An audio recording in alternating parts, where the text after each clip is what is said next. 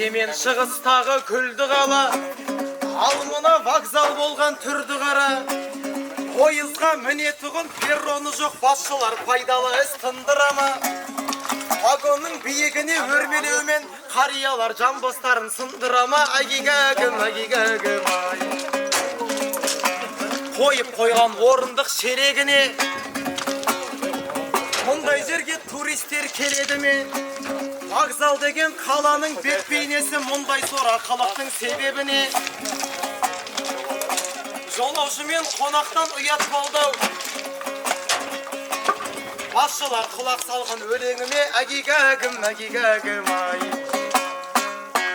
93-тен жұмыс істеп келе жатыр, 94-тен. Тада болсын, жабыр жауса да осылай жүреміз. Нені сал. Шелекті қоямыз, нені ол негізі болмайды. Заң болмайды, заң болмайды қоюға шелекті.